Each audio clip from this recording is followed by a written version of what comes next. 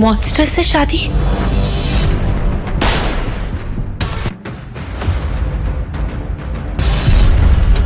मुझे मॉन्स्टर से शादी करके उसके बच्चे को जन्म देना होगा। आस्था, तेरे पास और कोई रास्ता नहीं है, तुझे ये शादी करनी होगी। मैं ये शादी नहीं कर सकती, मेरा डॉक्टर बनने का सपना अधूरा रह जाएगा। तुझे पता है ये लोग कितने बड़े हैं? कुछ भी हो सकता है, तेरे मामा जी की जान जा सकती है। इतनी सेल्फिश तो तू नहीं हो सकती कि सिर्फ अपने बारे में सोचे। मासूम सी, फूल सी नाजुक आस्था को दुल्हन की तरह सजाया गया, जिसकी खूबसूरती को देखकर हर कोई बस उसे निहारता रहे।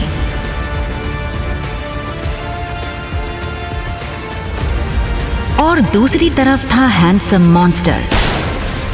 आखिर क्या है ये माजरा? आइए सुनते हैं अभी यहीं, बिल्कुल फ्री।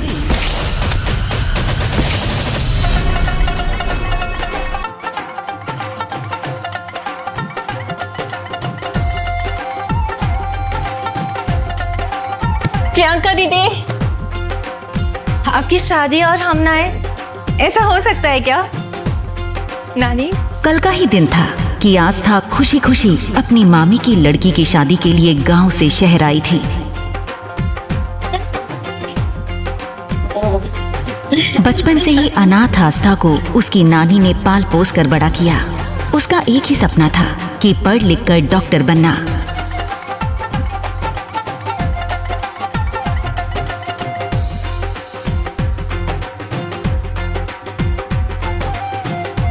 लेकिन ये सब हुआ कैसे? कैसे आस्था बन गई दुल्हन? आज बेंगलुरु में हजारों लोगों की भीड़ और कैमरास की चमक के बीच मंच पर बैठे देश के सबसे ताकतवर बिजनेसमैन अरमान सिंघानिया की शादी का दिन था। लेकिन मंडप के पास खड़ा दूल्हा अपनी दुल्हन के इंतजार की जगह अपने लैपटॉप और फोन में बिजी था। शहर के लोग हैरान थे कि अरमान सिंघानिया जैसी हस्ती ने एक मिडिल क्लास लड़की से शादी करने का फैसला क्यों लिया। विवाह का शुभ मुहूर्त निकला जा रहा, दुल्हन को बुलाइए। बुलाइए ना बिटिया को। हाँ, अभी लेकर आता हूँ।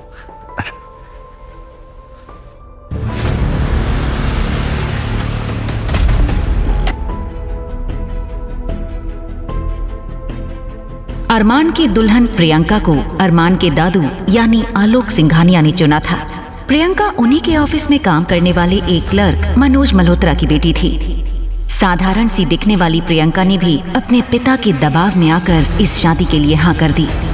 लेकिन आज शादी के दिन जैसे ही मनोज जी अपनी बेटी प्रियंका के कमरे में घुसे तो अंदर का नजारा देखकर उनके पैरों तले जमीन खिसक गई। प्रियंका मंडप में आने से ठीक पहले गायब हो चुकी थी। प्रियंका, ये तूने क्या किया? जैसे ही ये बात उसके माता पिता को पता चली तो उनके पैर कांपने लगे। तभी वहाँ खड़े आलोक जी को जैसे ही इस बात का एहसास हुआ कि कहीं कुछ गड़बड़ हुई है तो वो भी उस ओर बढ़ गए। बिटिया तैयार हुई कि नहीं? हाँ, बस वो तैयार हो रही है, थोड़ी देर में आ जाएगी। आप जाइए ना। लेकिन ये झूठ ज्यादा देर टिक नहीं पाया, क्योंकि अरमान के दादाजी ने कमरे के अंदर से आ रही रोने की आवाज सुन ली थी। उन्होंने एक झटके में कमरे का दरवाजा खोला और अंदर घुस गए।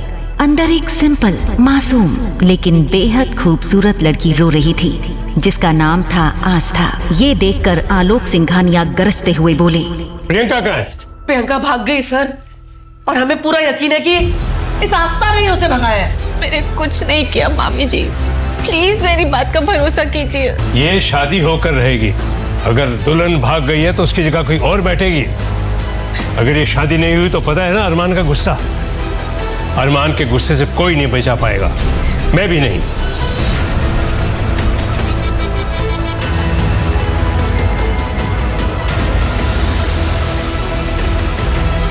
दरअसल अरमान को लड़कियों से बेहद नफरत थी और इस शादी के लिए भी उसे आलोक सिंघानिया ने अपने झूठे हार्ट अटैक का नाटक करके ही तैयार किया था। अब दुल्हन के भाग जाने से अरमान का गुस्सा सबको जलाकर राख कर देता। इसलिए दुल्हन की माँ सीमा ने आस्था को सामने धकेलते हुए बोला, ये सब इसकी वजह से हुआ है। इसका हर जाना भी इससे ही भरना होगा। सुन आस्था, अब अरमान की दुल्हन तू ही बनेगी। सुना तूने? आस्था की आंखों में डर था। वो गिड़गिड़ाते हुए बोली, शादी नहीं करना चाहती मामी जी। प्लीज मुझे मेरी नानी के पास जाने दो प्लीज। वो प्रियंका दीदी बोल रही थी कि वो एक बंद कर अपनी गंदी जुबान, और जैसा मैं कह रही हूँ वैसा ही कर। आस्था रोती रही, चीखती रही, पर किसी ने उसकी एक नहीं सुनी, क्योंकि इस वक्त बात किसी की जिंदगी की नहीं बल्कि सिंघानिया एम्पायर की इज्जत की थी। आस्था, तुम्हें ये शादी करनी होगी, वरना अरमान सिंघानिया हम सब की जान ले लेगा। तुम जानती नहीं हो वो कितना खतरनाक है।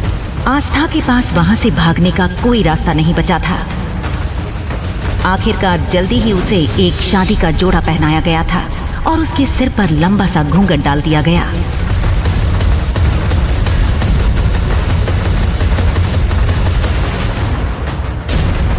हाथ आगे बढ़ाइए।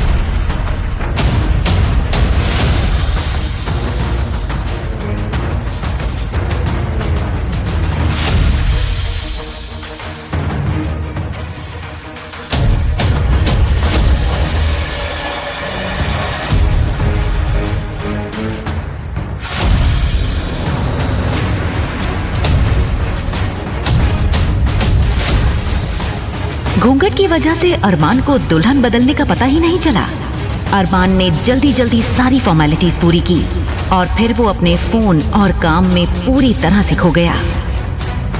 बड़ी साहब, इसमें इस लड़की की सारी जानकारी। इधर आस्था के बारे में सभी चीजें जानने के लिए अरमान के दादू आलोक सिंघानिया ने उसकी पूरी जन्म कुंडली अपने हाथों में मंगवा ली थी।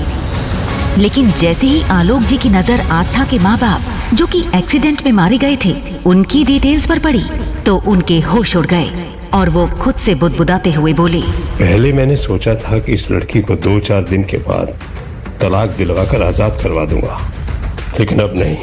ये जिंदगी भर अरमान सिंघानिया की पत्नी बनकर ही रहेगी। इसी के साथ आस्था विदा होकर सिंघानिया मैंशन के दरवाजे पर पहुंच गई।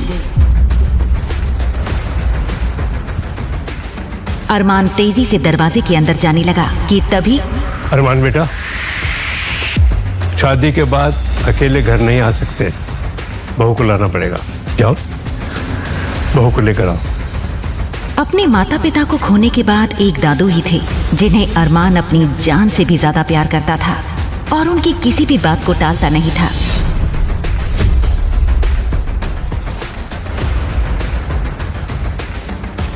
कहते हैं सिंघानिया मैंशन के दरवाजे पर पैर रखना हर लड़की का सपना होता है, लेकिन आस्था के लिए ये उस सपने की शुरुआत नहीं, उसकी बर्बादी की दहलीज थी। आस्था ने अभी भी घूंघट नहीं हटाया था, इसलिए उसे कुछ भी सही से नहीं दिख रहा था। अरमान ने लंबे लंबे कदम भरते हुए घर के अंदर आ गया। ये देखते ही वहाँ मौजूद अरमान के छोटे भाई और उसके कुछ दोस्तों ने सीटी बजानी शुरू कर दी। लेकिन घर के अंदर पहुंचते ही अरमान ने आस्था को खुद से दूर करते हुए बोला, और हाँ, ये जितना नाटक करना था हो गया। मुझे ऑफिस का काम करना है और नाटक नहीं चाहिए। ये बोलते हुए अरमान अपने स्टडी रूम में घुस गया। जी दादाजी। दादी आइए, मैं आपको कमरा दिखाता हूँ। इधर दादाजी का इशारा पाते ही अरमान के भाई आहान ने आस्था को अरमान के कमरे में छोड़ते हुए बोला, आइए भाभी, वेलकम। यह है आपका कमरा। किसी भी चीज की जरूरत तो आप बस बेल बजा दीजिए, कोई ना कोई जरूर हाजिर हो जाएगा आपकी सेवा में। आप कंफर्टेबल हो जाइए, मैं आपको थोड़ी देर में मिलता हूँ। जैसे ही आस्था अंदर आई उसने राहत की सांस ली। पहली बार वो अपने नए घर में अकेली थी। उसने जैसे ही दरवाजे को अंदर से धक्का दिया तो दरवाजा एक तेज आवाज के साथ ऑटोमेटिक लॉक हो गया। दरवाजे में ऑटोमेटिक इलेक्ट्रॉनिक लॉक होने के बारे में बेचारी आस्था को जरा भी पता नहीं था। अंदर पहुंचते ही आस्था ने घूंघट हटाया और एक लंबी गहरी सांस ली। आस्था इतनी थकी हुई थी कि थोड़ी ही देर में नींद उसे घेर लेती है। उधर रात को 2 बजे जब अरमान अपना काम खत्म करके अपने कमरे में सोने के लिए पहुंचता है, बेड के एक कोने पर आस्था दूसरी तरफ चेहरा करके सोई हुई थी। उसे देखते ही अरमान नफरत से बोला, दादाजी बिना सिर्फ मेरे कमरे में भेजने की क्या जरूरत थी? वैसे भी ये शादी नाम की है, लेकिन क्या फर्क पड़ता है? ये हो जा कोई और, कोई भी लड़की मेरी लाइफ में नहीं आ सकती। वो खासकर आस्था को जगाने की कोशिश करता है लेकिन आस्था गहरी नींद में थी, इसलिए उसे कुछ सुनाई नहीं दिया। ये देखकर अरमान चिढ़ गया और उसने टेबल पर रखा ग्लास हाथ मारकर नीचे गिरा दिया। नीचे गिरते ही ग्लास एक तेज आवाज के साथ टूट गया, लेकिन आस्था की आंख अब भी नहीं खुली। मैं इसे इतना आराम से क्यों उठा? तब अचानक अरमान ने अपनी जेब में हाथ डाला और जल्दी ही एक गन उसके हाथों में थी। गुस्से में उसने उस बंदूक से आस्था के बेड से थोड़ी दूर फायर कर दिया। गोली की आवाज सुनकर आस्था बहुत ज्यादा डर गई थी। गन चलने की आवाज सुनकर अरमान के दादू और उसका भाई अहान सब दौड़ते हुए ऊपर आए। ये क्या बदतमीजी है? बहू को डराने की क्या जरूरत थी? तो आपके कहने पे मैंने ये शादी तो कर ली, लेकिन मैं ये शादी निभाऊंगा नहीं। अरे शुक्र मनाइए कि गोली मैंने इसके सर पे नहीं मारी। जैसे ही अरमान की कही ये बात सबके कानों तक पहुंची तो कमरे का माहौल सन्नाटे में बदल गया। अरमान भाई, ये आपने ठीक नहीं किया। आप भाभी को ऐसे डरा। किसने कहा तेरी भाभी है? तेरी भाभी नहीं है। बेटा, बहू को गेस्ट रूम में ले जाओ। जी दादाजी। बेटा, मैं तुम्हारा सामान वहां पहुंचा दूंगा। आप चलिए मेरे साथ।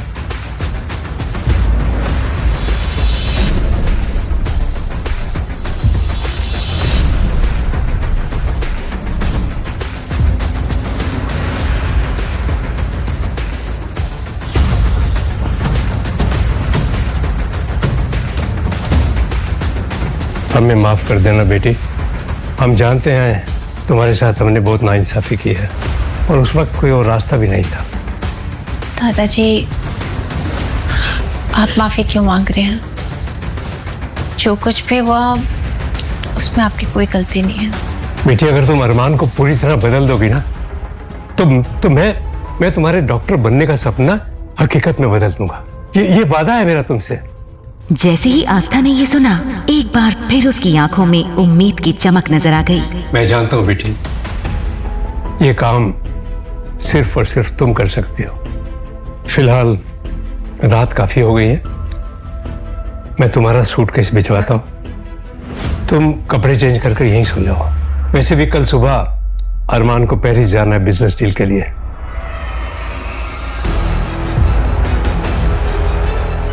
ये सुनकर आस्था ने चैन की सांस ली।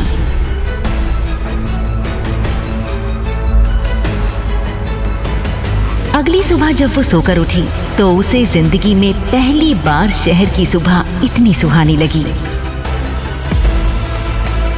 वो कुछ सोचते हुए धीरे धीरे गार्डन की तरफ बढ़ गई।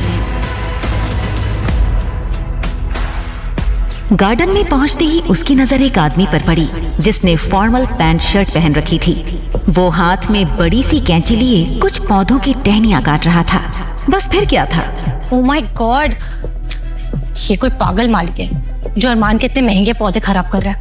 अरमान को पता चल गया ना तो इसकी खैर नहीं। ये क्या कर रहे हो तुम? वो आदमी आस्था की तरफ मुड़ा और उसकी गहरी काली आंखें जैसे सीधा आस्था की आंखों में खो गईं। उसके दिल की धड़कन तेज हो गई। एक तो मैं तुम्हें उस बंदूक वाले मॉन्स्टर से बचाने की कोशिश कर रही हूँ और ऊपर से तुम मुझे घूर रहे हो। ये आदमी कोई और नहीं बल्कि अरमान था। अरमान सुबह पेरिस के लिए निकला जरूर था, पर खराब मौसम होने की वजह से उसे अपनी मीटिंग अगले हफ्ते के लिए पोस्टपोन करनी पड़ी। अरमान का सिर्फ और सिर्फ एक ही शौक था, पौधे लगाना और उनकी देखभाल करना। इस बात का पता बेचारी आस्था को बिल्कुल भी नहीं था। वहीं अरमान भी आस्था की सच्चाई से बेखबर था। तुम जानती हो तुम किससे बात कर रही? अभी भी मौका है, अपना बोरिया बिस्तरा बांधो और यहाँ से भाग जाओ। वैसे भी आस्था हर किसी को सलाह नहीं देती। अचानक अरमान ने अपने हाथ से उस बड़ी सी कैंची को फेंक दिया और सीधा आस्था का हाथ पकड़कर उसे अपनी तरफ खींच लिया। आस्था इस वक्त अरमान के बेहद करीब थी। एक पल को अरमान भी उसकी खूबसूरती में खो सा गया था। तुम्हारी हिम्मत भी कैसे हुई मेरा हाथ पकड़कर खींचने की? नौकर हो, नौकर बनकर रहो, समझ आई? तुमने अभी मुझे नौकर कहा, इसलिए जानती नहीं हो तुम। लो भाई, भलाई का जमाना ही नहीं। एक तो मैं तुम्हें उस बंदूक वाले मॉन्स्टर से बचाने की कोशिश कर रही हूँ और तुम मुझे तड़ी दिखा रहे हो। तड़ी? ये तड़ी क्या होता है? हे भगवान, लगता है उस मॉन्स्टर ने अपने जैसे लोग अपने घर पे पाले हैं। तड़ी मतलब होता है धमकी। यहाँ मैं तुम्हें बचाने की कोशिश कर रही हूँ और तुम मेरे पे टशन झाड़ रहे हो। ये सुनते ही अरमान गुस्से में बिना पलक झपकाए आस्था को देखने लगा था। भाभी! आस्था ने पलट कर देखा तो दरवाजे पर आहान खड़ा था, जो कॉलेज से आज जल्दी लौट आया था। भाभी, भैया तो यहाँ है नहीं, फिर आप यहाँ किससे बात कर रहे हो? दरवाजे पर खड़े आहान को सिर्फ आस्था बोलते हुए दिखाई दे रही थी, लेकिन जैसे ही वो थोड़ा आगे बढ़ा तो उसकी नजर अरमान पर पड़ते ही उसके होश उड़ गए। वो पसीने से तर हो गया और हकलाते हुए बोला, भाभी, मेरा मतलब है मैडम, आप प्लीज अंदर चलिए अभी।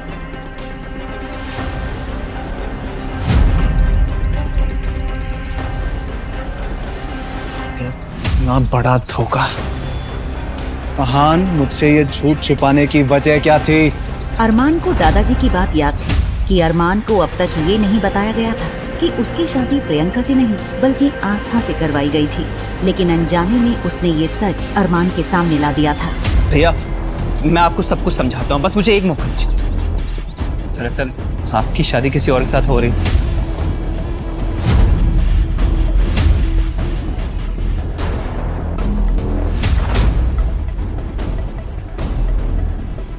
जैसे ही आहान ने अरमान को उसकी शादी का पूरा सच बताया तो उसका शरीर गुस्से से कांपने लगा।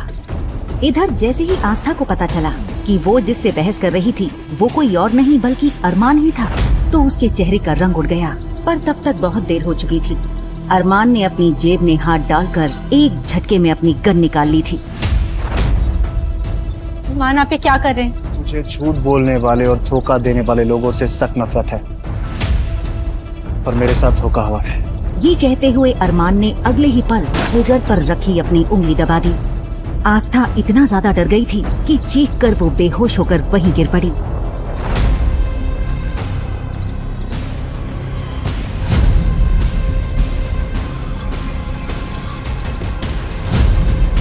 आहान ने अगले ही पल आस्था को सोफे पर लिटाते हुए अपने दोस्त ध्रुव को कॉल करके घर आने के लिए बोल दिया। ध्रुव शहर का जाना माना सर्जन और डॉक्टर था। आस्था को इस हाल में देखकर दादाजी ने सफाई देते हुए अरमान से कहा, अरमान बेटा,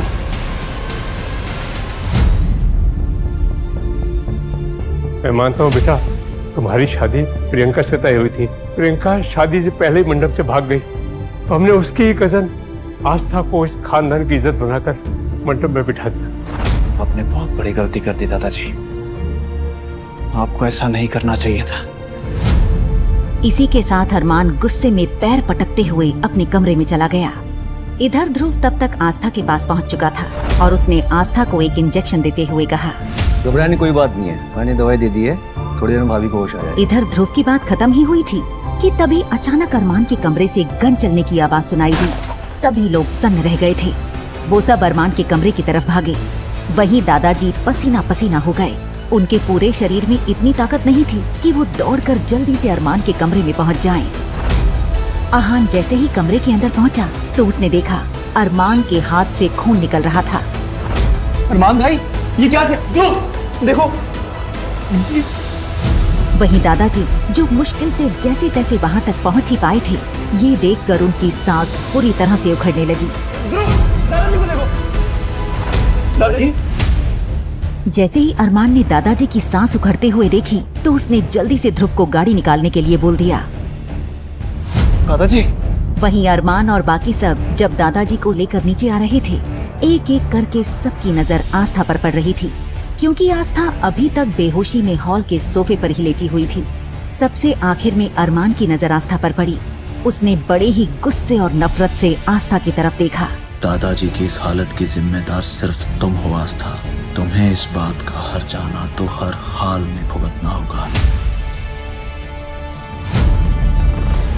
जल्दी ही वो सब शहर के मशहूर हॉस्पिटल में पहुंच चुके थे और दादाजी को इमरजेंसी रूम में ले जाया गया। वहीं इधर घर पर उन सबके जाने की कुछ देर बाद आस्था को होश आया। होश आते ही आस्था के कानों में सन्नाटा चुभने लगा। उसने भारी सर के साथ पूरे घर में आवाज लगाई, दादाजी,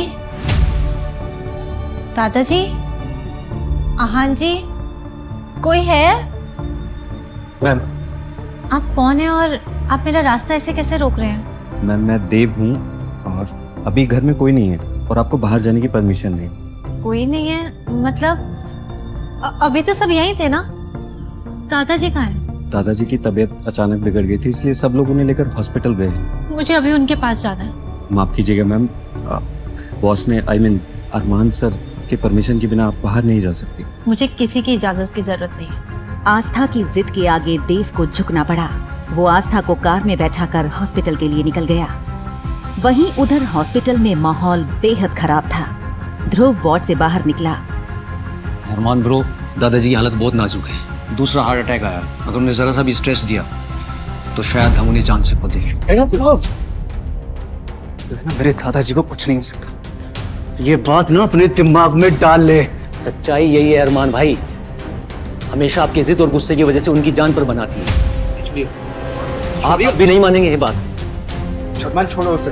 अरमान के दोस्त आकाश और सुमित ने बीच बचाव कर ध्रुव को छुड़ाया। अरमान टूट चुका था। वो अकेले में जाकर दीवार से सटकर खड़ा हो गया। वो अभी सोच में डूबा ही था कि तभी गैलरी के दूसरे छोर से आस्था दौड़ती हुई आई और मुड़ते ही वो अरमान से जा टकराई। उसने नजरें उठाई तो सामने आग की तरह गरम अरमान सिंघानिया खड़ा था। माँ क्या कर रही? मैं दादाजी से दादाजी को मौत के मुंह में धकेलने के बाद तुम्हारी इतनी हिम्मत, तमाशा करने आ गई। आस्था थर थर कांप रही थी। उसने कभी सपने में भी नहीं सोचा था कि जिस इंसान से उसकी शादी हुई है वो इतना पत्थर दिल होगा। मुझे दादाजी से मिलने दीजिए प्लीज। हटिए। दादाजी का नाम ना अपनी जुबान पे भी मत लेके आना। और अगर तुम्हें लगता है ना कि तुम अपनी ये खूबसूरती का जाल फैला के मेरे परिवार को अपने वश में कर लोगी तो गलत फहमी में हो। अपनी खूबसूरती का जाल कहीं और पे फैलानी मुझ पे काम नहीं करेगा। आस्था कुछ कहना चाहती थी पर शब्द हलक में ही फंस कर रह गए। तभी पीछे से देव की आवाज आई। बॉस, दादाजी को होश आ गया, वो आपसे मिलना चाहता। अरमान ने झटके से आस्था का हाथ छोड़ा और दादाजी से मिलने के लिए वार्ड के अंदर चला गया। अरमान जैसे ही बिस्तर के पास पहुंचा। अरमान बेटा, मैं जानता हूँ तुम ये शादी नहीं करना चाहते थे, लेकिन आस्था इस घर की बहू है। मैं चाहता हूँ कि तुम इसे अपना लो। दादाजी, वो लड़की मेरी जिंदगी का हिस्सा कभी नहीं बन सकती। अरमान भाई, आप ये क्या बोल रहे हो? भाभी बारी खड़ी हुई। क्या भाभी? भाभी नहीं है तेरी वो। मेरी बात ना कान खोल के सुन लो, उसके साथ कोई रिश्ता नहीं जुड़ेगा। तभी दादाजी की आंखों में एक अजीब सी चमक और गुस्सा उभरा। बेटा, आस्था बाहर खड़ी है। देखो बेटा, अगर तुम हमारी बहू को अंदर नहीं लेकर आओगे ना तो मैं तुमसे अपने चिता को अग्नि देने का अधिकार भी छीन लूंगा। ये सुनते ही कमरे में जैसे सन्नाटा छा गया। अरमान का चेहरा गुस्से से लाल हो गया। उसे लेकर आओ। अरमान भाई होश में आइए। दादाजी अब आस्था भाभी से जुड़ चुके हैं। अगर आप उन्हें जुदा करेंगे, इस स्ट्रेस में उनकी जान भी जा सकती है। आप वाकई अपने गुस्से के लिए उनकी जान का सौदा करेंगे? कम से कम एक बार प्लीज इंसान होने का नाटक करो। अगर ये लड़की दादाजी को ठीक रख सकती है तो इसका इस्तेमाल मैं अपने तरीके से करूंगा।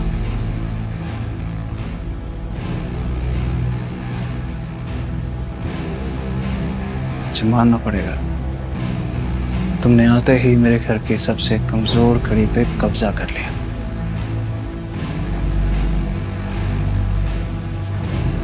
जब तक दादाजी इस हॉस्पिटल में है ना, तुम्हें मेरी पत्नी होने का नाटक करना होगा। और अगर एक भी आंसू गिरा ना तो तुम्हारे पूरे खानदान को बर्बाद कर दूंगा मैं। लियो, ठीक करो अपना और अंदर चलो। आस्था ने किसी आज्ञाकारी बच्चे की तरह अपने आंसू पोंछे और अरमान के पीछे पीछे कमरे में दाखिल हुई। दादाजी ने मुस्कुराकर आस्था का हाथ पकड़ा। वहीं अरमान एक कोने में खड़ा दादाजी और आस्था को देख रहा था। ये क्या जादू कर दिया इस लड़की ने? कुछ ही घंटों में सबको अपना गुलाम बना लिया इस लड़की ने। इसे तो मैं बाद में देखूंगा। भाभी, अभी आपकी तबीयत कैसी है? अरे आकाश, क्या तुझे द ग्रेट ध्रुव के इलाज में शक है क्या? अरे बिल्कुल नहीं, भाभी एकदम फिट है। आकाश भैया, ध्रुव जी बिल्कुल ठीक कह रहे हैं। मैं बेहतर हूँ। ध्रुव जी, मेरी आपसे बस एक ही रिक्वेस्ट है, दादाजी को जल्दी ठीक करके घर भेज दीजिए ना। अरे भाभी, आप फिक्र ना कीजिए, बस रिपोर्ट आने में 2-3 घंटे बाकी है। तब तक आप अरमान भाई के साथ घर पे जाके रेस्ट कीजिए। ये सुनते ही आस्था का चेहरा सफेद पड़ गया। उसके होंठ फड़फड़ाए लेकिन शब्द बाहर नहीं निकल पाए। आस्था, फिर वो सही कह रहे हैं। और अगर तुम बीमार हो गई तो दादाजी का ख्याल कौन रखेगा? चलो घर चले।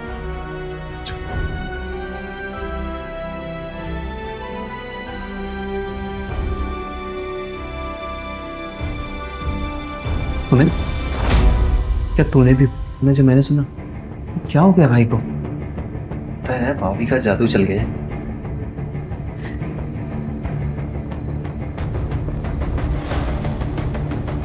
हे भगवान, प्लीज आज इस मॉन्स्टर से बचा दो। आपको पक्का 101 नारियल चढ़ाऊंगी। प्लीज आज बचा लो।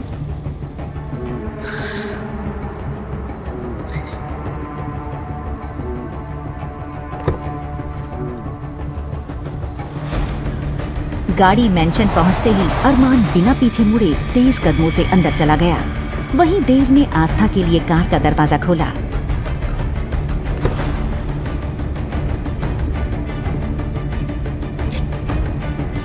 देव भैया, क्या आप बता सकते हैं कि बाकी सब कब तक आएंगे?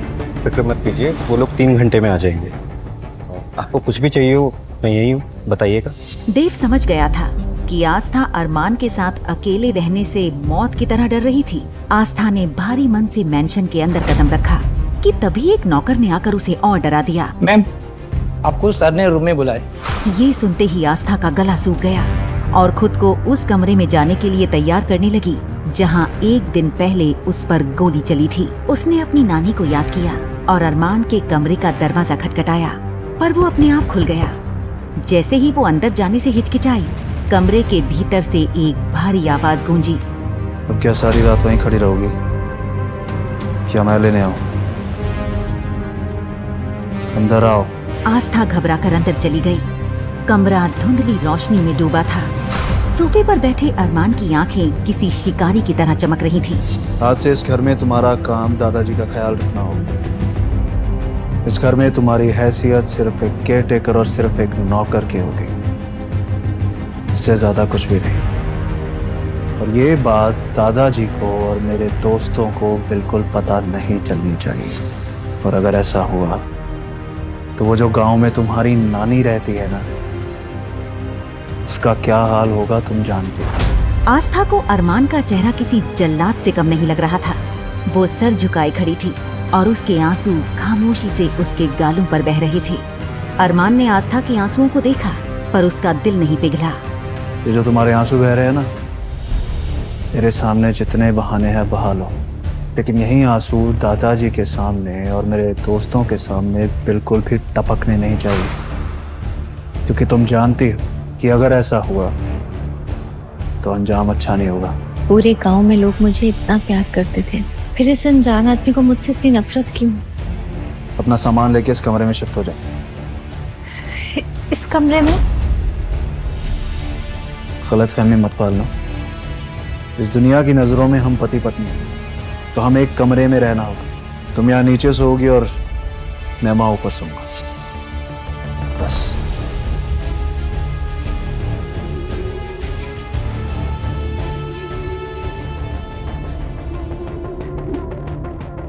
आस्था दौड़कर अपने उस कमरे में गई जो दादाजी ने उसे दिया था और बेड पर गिरकर फूट फूट कर रोने लगी। लेकिन फिर उसे अरमान की धमकी याद आई। तो वो जो गांव में तुम्हारी नानी रहती है ना, उसका क्या हाल होगा तुम जानते हो। उसने खुद को संभाला। नहीं आस्था, तो रो नहीं सकती। तुझे हिम्मत दिखानी होगी। नानी और दादाजी की सलामती के लिए तुझे उस मॉन्स्टर का सामना करना ही होगा।